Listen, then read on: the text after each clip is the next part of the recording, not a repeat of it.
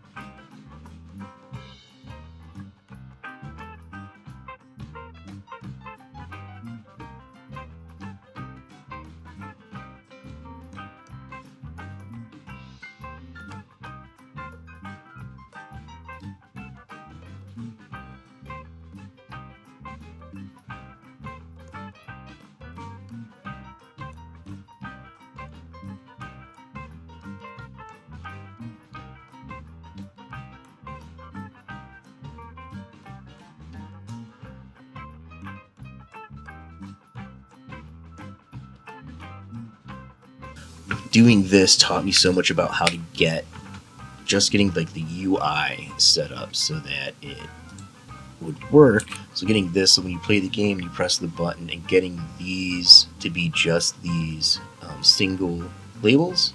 Figuring out that was really good because it was the first time this really long string of concatenation to connect to the globals, and understanding how these things are set up so that I can then use this on other labels.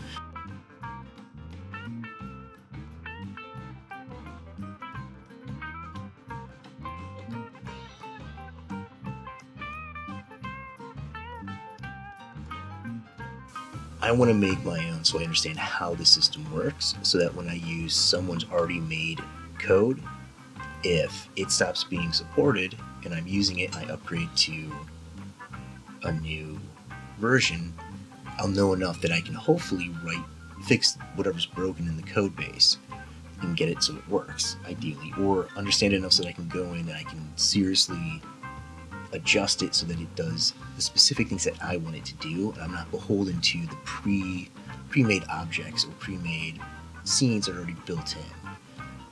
One of the other things that I learned from this experience is to definitely work on the mechanics part first, and make sure that it's fun and pointing towards being more fun. There's ways that you can tweak it to make it more fun, more engaging, that you at least have something there. Because I spent the first 2-3 weeks on a bunch of different ideas that when I finally got a prototype up and running where I could at least interact with it, after a while I realized my interactions were not fun. And not only were they not fun, I couldn't see how to make them fun. I couldn't see how to add tension or engagement or do something within the time constraints and my current level of knowledge in programming and making things work.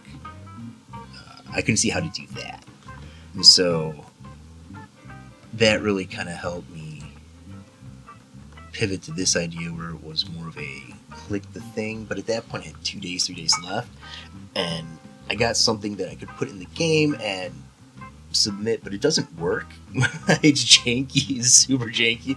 Like the bubbles pop and it does add numbers. Numbers will move and change, but if you cycle through that circle, it won't load again.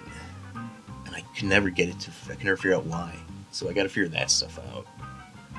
There are all kinds of things like that just I kind of made note of them, but because of the time constraints of the game jam, it was like, come back, this is stuff that you need to figure out and learn how to do, because you're going to be doing a lot of it, and it's going to be happening a lot in the game, so making sure that you know how to write it so that it works well, is well put together. I feel really good about what I accomplished, though. I think for having such little amount of skill, to be able to do what I did in 2 weeks is pretty cool. So I'm going to spend some more time working on that game I want to polish it up and at least get it, because I wanted 7 days, and I kind of have a story that I think is decent. I already spent 2 weeks intensively working on it and figuring some stuff out, and I think I could now take some time and just have it be a nice little side project to develop. And I think I can work my marble maze into that game as a little side, like a mini game on its own, a little puzzle on its own that I think might be fun. So I have some ideas for it I'm going to work on. I definitely want to continue working on it because I think the basis is as good as any other ideas I've had. But since this is, making the game, the Marble Maze game, is all about learning and accomplishment. I think taking time to work on this and learn and develop would be a good thing. So